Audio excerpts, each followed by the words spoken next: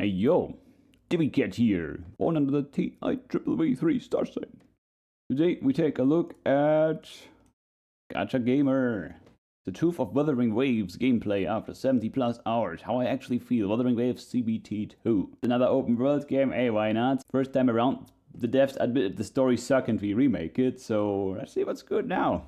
So, I've been playing Wuthering Waves for more than 70 hours now, and I've basically experienced everything the game has to offer, including endgame as well as the daily loop. And so, I wanted to take the time to fully understand this game because I've seen a lot of misinformation being spread about it, and on top of that, you've probably heard things about Wuthering Waves, like it's the next big gacha game, but also it's a Genshin copy or even a Genshin Killer. Well, let me actually tell you the truth what this game is all about, and what you can expect from it, because in this video, I will cover Wuthering Waves gameplay, endgame difficulty, and even some controversial topics. Whoa. Keep in mind, this video is based around the second closed beta Clean test, sweep, so if you're let's watching this go. in the future, some of the things I talk about might have changed. Now, in a nutshell, this game has 4 major themes: exploration, combat, monster collecting, and story. And starting with the open world, similar to Genshin, you can explore the areas to collect resources, fight wandering mobs, solve various puzzles, and take on side quests. I would say the biggest thing that stands out about exploration in this game would be mobility. You don't consume stamina when running fast, only when dashing. And you can also run up the walls with pretty much any surface, even though it does feel janky sometimes, so hopefully the developers That's not too bad, it's an edge, whatever. In Genshin for 3 years, yes. It just hits different when you realize you can scale terrain so fast. Yes, that would be nice. Combat here feels very energetic, and by this I mean there's a lot going on. I've made the Genshin experience but too. only one can be on the field, and with the active character, you can use their skill and ultimate as well as normal attacks, but in addition, each character has intro and outro ability. Basically what they will do when you switch in and switch out. So for example, like punishing Grey Raven. Character has big outro skill. When she switches out, she will boost the switch teammate skill damage by 38%, which is pretty cool. And if you switch into her, then she gains special stacks, which she can consume to gain a shield. And keep in mind, there's also passive abilities but not as possesses. Like for example, not as flashy in this case. I probably butchered her name, but basically like her this. passive is this red bar, which can, you know, having these effects and it's not just some random ass attack.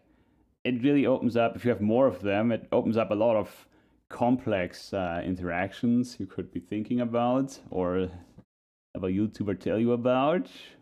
Be built up with attacks, and if she holds down her skill for long enough, after unloading tons of bullets, she can also follow up with a big boom shot. But going back to why combat feels energetic has to do with defensive mechanics. In this game, you can either dodge enemies, or if they reveal this special circle, you can use, I believe, any attack, as long as you can time it right, and this counts as a parry. So you could use one of your character's ultimates to parry a boss, or even when somebody switches in and does an attack, that could also parry an attack. I would say the game is pretty generous when it comes to dodging. It's pretty easy to avoid attacks, and you can also animation cancel pretty much. That's important. Tower Fantasy, I got tilted by the timings, and you have to use a skill to trigger these weird circles or whatever. Wait, not a skill, like a dash, but they didn't have that many. It was rather obnoxious. Did not enjoy anything, so you can quickly react to incoming attacks. As for parries, well, if you played any game that has it, you know timing will. So what they are doing here though is separation between defensive and offensive utility. So that's good. You get the dash to get out of spicy spots, and then if you want to deal damage, there's a parry. If you want to do this thing, you can have more resources for it, and if you want to do the other thing, you can have more resources for it too. Let's see. I wonder if there's a cooldown on the dash. It could even give you less and would still feel fine because you got it's like 2 different tracks of keeping your focus on your counter on the enemy, and when do you get the important stuff to dodge. Always depend on the enemy's animation, so you will often need to learn it enemy by enemy, although some of them are pretty easy to parry. Overall, there's a ton of depth when it comes to combat, and best of all, I was playing with a pretty big latency. If this was Genshin, then it would be big enough to screw up my rotations. However, here, it seems like combat at least is client-side, so this means no matter how high the ping. Oh no, I hate when games have client-side stuff and it gets hacked. It just makes me feel like I'm playing second class because I don't use hacks. Hello? But maybe they have a good way to stop the hacks. Thing is, it won't affect combat gameplay. Now, one major thing I left out from combat would be the echoes. I do have some concerns about them, and I will talk about this later in the video, but basically it's kinda like Pokemon. When you defeat a monster, there's a chance they will leave this hologram of itself, hence why it's called Echo. And you can collect them and use them as artifacts, which will boost your character's stats. But the first Echo you equip will also provide a unique ability you can activate in combat. For example, there's this one that transforms my character and he jumps around like a maniac. Cool! That's just like the good old GameCube games, like Lost Kingdoms. Kind of had stuff like that almost. Not really, but you know what I mean? I love it. Is everyone. I can also turn into this badass monster and sweep enemies with fire damage, or I can turn into this scary crownless boss who can pursue its target. It's fun, nice. I'm not gonna lie.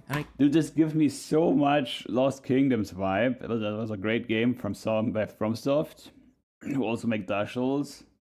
You know what I mean? Anyway, it was a great little series of 2 parts on the GameCube, Lost Kingdoms. I think this is one of the best things about this game. Still, as I said, I have some concerns, which I'll talk about a bit later. But yeah, the last thing to overview would be the story. I personally didn't find it that engaging at the beginning. Basically, you start out as either a male or female main character, and surprise surprise, you lost your memory. And so a group of attractive anime women discover you, it turns out you're super important, and you need to work towards recovering your memory and helping out the first big major region. Again, nothing groundbreaking here. But after encountering the main group, namely Scar, things do become a lot more interesting. And by the end of the region's story, I felt invested enough to want to learn more about what comes next. However, you cannot skip the story. I know a lot of people spread this misinformation before the beta started after reading the developer notes, but instead, you can only skip side quest stories, which is better than nothing. Fine, but the main story and featured character stories cannot be skipped, although maybe this will change when the game launches globally. Anyway, that's the basic overview of the game. Also, now, would be let's nice talk about the difficulty. We have a skip button for everything. 10 hours or so, I felt like the game was pretty easy.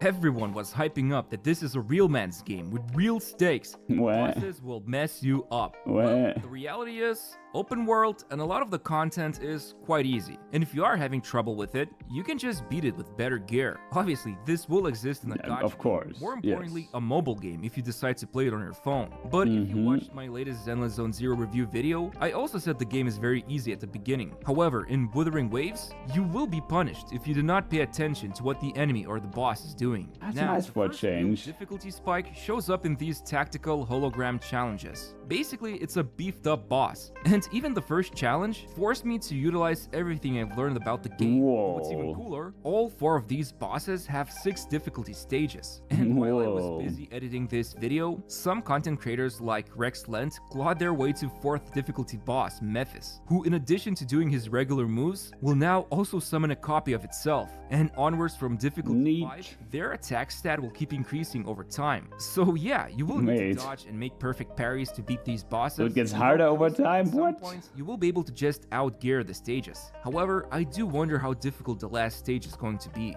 But to make it short, open world. I don't hate it when you have an aspirational final couple of stages and you don't actually have to do the native, just a bit more rewards, but nothing qualitatively different, like the recurring bosses in Blue Archive. Gameplay is pretty chill. It's not difficult, and this includes all the world mobs and bosses, but there are special challenges you can go to, and those will be a great way to test your skills. Just remember, nobody in this closed beta test have reached maximum level yet, so we don't have access to best gear, which means while the current endgame feels like it can provide challenging content, nobody can say for sure how this will look like. If you have a solid foundation, then the tuning falls in place, right? Like if the combat is fun, while it's hard, it's fun to master, then they can always tune it so like, yeah, it's gonna be hard on the highest difficulties for everyone. And yeah, maybe have some not so hard difficulties that are just as, almost as much reward. Like you can have the big spenders have their higher difficulty and then the not so big spenders have the lower difficulty, and it doesn't have to be a problem.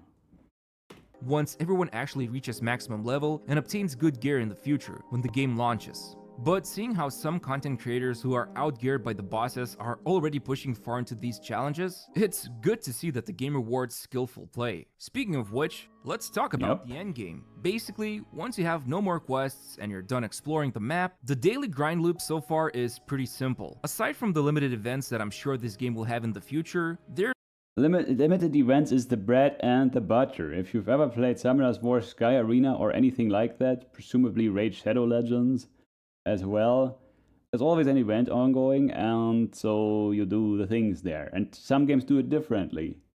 Like Summoner's War Sky Arena, you can actually grind all day. Pretty much, for free too, mostly. Until you are like pretty much decked out and you run the game too fast. You run the areas too fast. But so games like Genshin, it's more like, okay, you go through the story and then you do a bit of mini-gaming and that's it. So, let's see. There's a list of daily tasks you will want to do, and just like in Genshin, you'll get those disappointing 60 Primo Gems and some spare resources after doing all the tasks, although they don't take as much time. You get the rewards in the events. Hands down, that's how it works.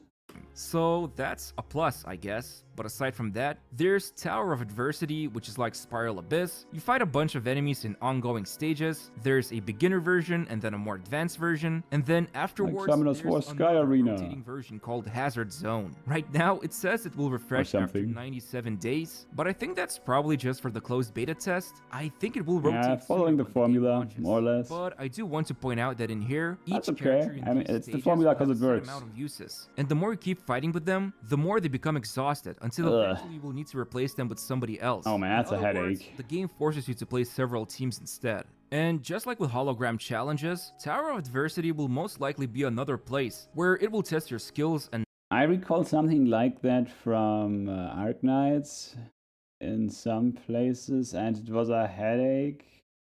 Especially because Arknights made it really hard to get anywhere in a way with building your characters if you just play casually and don't spend. It's like, dude. Anyway, it's a matter of tuning, so I'm not that worried yet, still.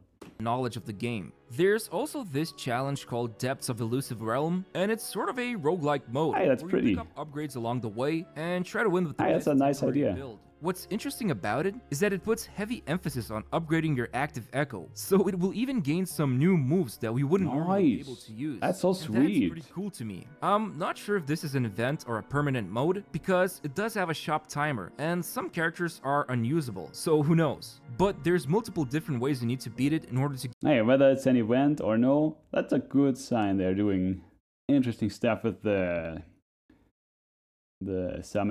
extra summon attack system they got. I'm pretty excited for that, actually. gain all the rewards. And then, of course, we have the GachaGaming stamina system. Here it's called Wave Plate, and the maximum cap is 240, while 1 point refreshes every 6 minutes. So compared So to like Genshin, Star Rail. it's kinda better. However, some of the materials you will want to obtain with Wave Plates cost more than I bet compared to Genshin gonna fix that, Although, I haven't by the done way. math, but it feels After a bit this better comes than out. playing with 160 resin in Genshin. Anyway, you can consume Also, it's Wave all a Plates matter to of farm for tuning. character abilities and weapon ascension materials. All or a you matter can of go to those tuning. Maybe generic the stages stuff to costs obtain more, some or you need XP to for farm it more, echoes, or less. characters, weapons, probably more or just generous. straight up farm some money. It's probably more generous because they wanna break into the scene, Farm to ascend your right? character's maximum level. And then there's these things called tacit fields, which I'll talk about in a moment, but in a nutshell, it will help improve your echoes. And of course, there's a weekly boss you can do once to obtain their rare material to unlock stronger character abilities. I mean, look, it's more or less just what you would expect from a stamina system in a gacha game. And this one right here is almost identical to Genshin's, which is fine, at least to me, because Yep. this means you will spend less time trying to figure out where to spend wave plates. But the last endgame the activity standard that for a everyone will reason. be occupied with until the heat death of our universe is going to be farming for the best echoes. You Nice see, turtle. on a surface level, you would think that this pseudo-artifact system is a lot better than Genshin's, and that's the narrative I've seen going around on social media. But the truth is, it's about as bad as Genshin's artifact system. Let me elaborate.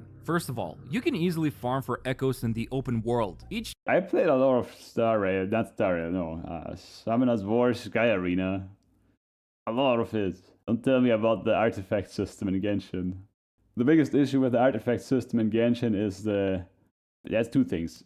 Resin requirements and ease of figuring out what you want, sorting through your artifacts. Give me like a system where I can upgrade everything at once to +4, so I can have the full stats unlocked. I'm not gonna sit there and like put them to +4 one at a time. I'm gonna do that whenever I need that particular artifact set, like, or something like that. There's so many things you could be thinking about. In Summoner's War Sky Arena, you just upgrade your runes, they're called runes, the artifacts over there. You just upgrade them while you're having the game auto-bell. So it's like, yeah, that's cool. And most of them are, you also have a system to auto-drunk some, a lot of them, if they don't have what you're looking for. That's just the worst part about Genshin. Each time you defeat an enemy, there's a chance they will drop their echo. Now, when regular enemies are killed, they will only... Genshin, they make you play less, which I do like. I don't want to play Genshin all day. Even though that's not really what these stamina systems are usually used for. Again, Summoners War Sky Arena. Okay, you're capped, now you feel like you're missing out, so you're gonna play. But you can play as much as you want anyway, because you have like unlimited stamina refresh in that game. Respawn after the server's daily reset. However, you can easily hop into co-op and join any other player's world to farm for echoes together. You can even defeat enemies on the other side of the map, and your friend can come and check out if any echoes have dropped for them. There's even this nifty browse feature where you can apply to join other players' public worlds. That could be fun. You can keep on farming for echoes for as long as you like. And what's even better, and I've tested this myself, I was able to keep farming the same bosses over and over in my world. I didn't spend wave blades to claim their rewards, just waited a couple of minutes and they would just respawn. And by doing this, I was able to fish for critical rate main stat by repeating this boss. Oh, so nice. Imagine, if you could farm 5-star artifacts in Genshin without spending resin, there's gotta be a catch, right? Well, it takes time. You see, right? When you obtain the Echo, its substats will be locked, or should I say hidden, and the only way to reveal them is by using this innocent-looking resource called Tuner. So now, let's say you spent all this time running around and farming for that desired main stat on your Echo. Now, it's time to actually reveal the substats. And as you can tell, it's going to be a pretty mixed experience because there's a total of 13 different possible gambling, yeah, like roll into. Without money, yes, sure but still. All of them. As you can imagine, you'll be only interested in a few of them. But in order to find out if this Echo so how do you get this stuff? You will need to spend this. How do you get this? Resource. And so far, I was able to get some of it by doing quests or some other activities. But of course, if you want to gain it consistently, you will most likely need to go and do these tacit fields I briefly mentioned previously, which will cost 60 wave plates. Oh no, oh no, that's pretty bad. I would hope that they're gonna tune this in a way so it's not a headache. Like when they see, okay, people are actually farming this stuff hard, everyone's like farming dozens of this boss and they want to unlock substats to see if they get a best in slot or something. They're gonna be like, oh yeah, we have events and everyone gets lots of the stuff in the event. Haha. That could be a thing. Offers additional rewards like set-specific echoes, which means they can belong to a set that boosts elemental, physical damage, etc. Only 2 of them drop, at least with this current world level. And you also get some echo experience points, but the focus here is to farm for tuners. So in a nutshell, you spend the wave blades in order to actually roll for the substats on I wouldn't echoes. worry about it too much enough, just you yet. cannot use level 1 echoes. Like, I'm not convinced just yet that this is the prime way to get those tuners going forward. And even if they think it is, the devs that is, it could still change. But let's see. To level up other echoes, you must invest into them this XP material, which of course can also be farmed with wave blades, or you can obtain some of it from world exploration, but that's finite, and spending wave blades on this stage here to obtain Echo XP will be the main way to level up the echoes. So what I'm trying to say here is that yes, it doesn't cost wave blades for you to go around the world or in co-op to farm a bunch of echoes, but if you want to level them up or roll their substats, you will eventually need to spend wave blades to do this. And don't get me started on the layers of randomization. While bosses can belong to only one set, when you farm for regular mobs, they will be randomly assigned one of the set bonuses. So that's layer 1. Then we have the main stat, where you will want to obtain something that's relevant, like crit rate or attack percentage. So that's layer 2. Then, if you're smart and farmed up a bunch of the same echoes with the main stat you're looking for, one by one, you will spend a single tuner to roll for the first substat. The ones that rolled a bad substat, you'll feed it as experience points to other echoes. But those who have rolled the first good substat, you will then repeat this 4 more times, because in total, there can be 5 substats rolled on an echo. So that's layer 3. Finally, the last layer are the substats themselves. Each substat has a range of values. So for example, pretty if big both range echoes there. roll attack percentage, one of them X3 might on the have it higher HP, than the X2 other. on the crit That's rate. the final layer 4. And remember, you have to spend tuners and echo XP materials to play this lot. I see where he's coming from. I see it, but I also see that having more layers is a good thing. It's a good thing because you can tune everything accordingly. And unless Kuro Games decides to shower us with never-ending supply of these items, you will need to spend wave plates in order to do this. So no, in the end, I don't think Wuthering Waves has a better free-to-play experience in terms of leveling your echoes compared to... How do you know what you need? It all has to be tuned one way or another. To Genshin's artifacts, because both of them will devour your wave plates / resin with zero remorse when you keep rolling onto that flat defense and flat HP substat. However, like, do you need all of these, by the way? If you have all these substats, maybe you just need 3 or 2 if you're like strict about it, like crit rate, crit damage, and then a third one which out of a set of other ones. Maybe it's not that bad. I don't know. It really depends. In fact, unlocking the true potential of a character can often involve going for crit rate, crit damage, and then these are multiplicative with everything else, right? So you have to have these, and then something else, and then that's kind of like the baseline. Yes, you can go another 50% beyond that maybe, but at least you're not like at 20% of where you should be in terms of power level. You know, you're like at 50%, right? So having all these stats, it's not a bad thing if you really just look for a couple anyway. So let's see. At least now, I do find the echoes enjoyable to collect. There's a total of 57 different echoes you can obtain. I know the game says here it's 228, but it counts every single rarity of echo, although there's also shiny versions of echoes you can obtain. That's they are nice. super rare drops, but to my knowledge, That's it's nice. only an alternate look. There are no other benefits. And to be honest, okay, that's good. at least right now, you can easily play the game by using echoes with mediocre substats. You definitely don't need to go through all Makes this trouble, sense. but later on, this will most likely matter a lot more. Let's see. I'm not sure. I gotta tune it to make sense. And in open world, honestly, you can just run around with whatever and still clear everything effortlessly. Besides, the hardest part of trying to obtain that perfect echo is going to be the one you're actively using, since you care about their ability, while others will just act as set pieces. So you can literally just equip a bunch of random echoes who belong to the same set and you're Gucci. Now, as long as we're on the topic of lottery, let's talk about the gacha system. There's a total of 5 banners, and first there's a beginner banner, which gives a discount for 8 of these convenes to do 10 pulls, and after 50 pulls, you're guaranteed a 5-star, and then afterwards this banner disappears, which is not surprising. And then there's the featured character banner, and right now I can pull for Jion, who looks super cool, although people online have been memeing that this guy is alternate universe Xiao. I don't know, go figure. Anyway, Heart Pity is at 80 pulls, and more like Virgil from DMC, you know? Kuro Games sadly have decided to implement the same 50-50 Genshin has. So yeah, that's a bit of a bummer. However, it's 80 pulls compared to Genshin's 90. But I haven't seen anyone confirm what is the soft pity yet. Hopefully it's lower. And as you can see, there are also... I mean, if they're gonna be restrictive with the character banners like that, it could mean we get more generosity on another end. So, 3 featured 4 stars. So the gacha here is... Also, I wonder if there's get more dupes system going on here too. Maybe there is. Actually, in fact, there probably is.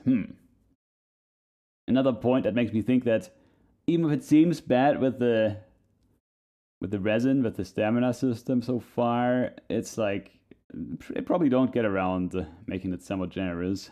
Very similar compared to Genshin's. Now, on the other hand, when it comes to the featured weapon banner, it's also guaranteed after 80 pulls. But you are 100% guaranteed to receive the featured weapon. It's that simple. I've just been staying away from banners for weapons in Genshin, pretty much, period.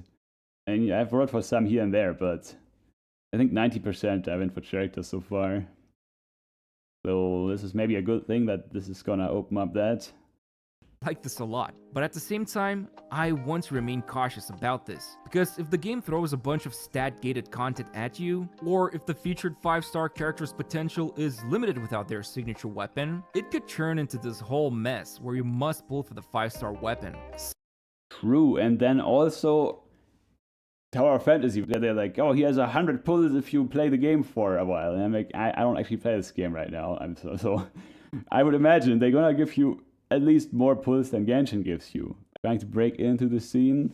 So while I'm happy this banner is a lot more better than Genshin's, I will need to see for myself how optional these 5-star weapons are going to be. And then another... Like honestly, I think they got a good baseline here for getting the people who want to spend the money to spend the money, and then the free players might actually get away with getting characters they want and weapons they want. Another big surprise. There are 2 standard banners, one for the characters and the other for weapons. So you can decide where you want to spend your standard summon currency. You can still potentially obtain 4-star weapons from the character banner, but the 5-star is going to be a character no matter what. On the flip side, if you go for the standard weapon banner, you can even select before you summon which 5-star you want to obtain 100%. Oh, that's sweet. That's another cool idea. Again, I won't hype this up. Yeah, it does sound like they want people to also get a weapon and not do this Genshin thing where it's like, I'm running around with non-5-star weapons on a lot of characters, besides like a DPS here and there. But hey, my Hu Tao with the Dragon's Bane,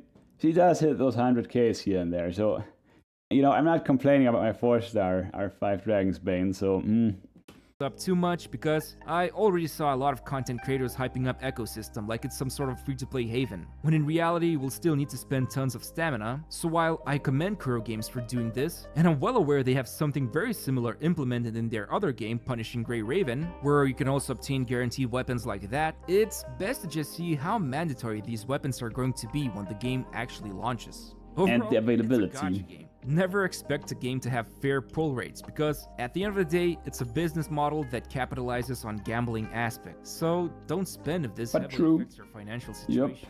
By the way, you got to know what you want to spend and then stick to it.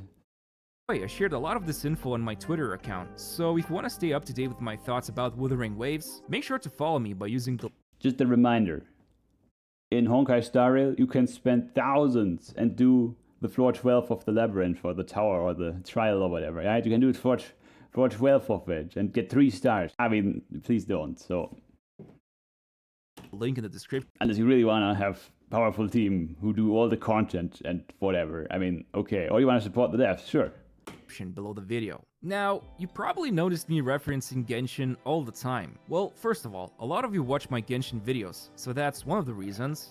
But I won't lie, Wuthering Waves has implemented a lot of the same things Genshin has, from the monetization to character and account leveling to even character story quests. You know how Genshin always has these character quests where the developers emotionally manipulate you into pulling for that character because they platonically are so interested in you and share heartfelt moments with you?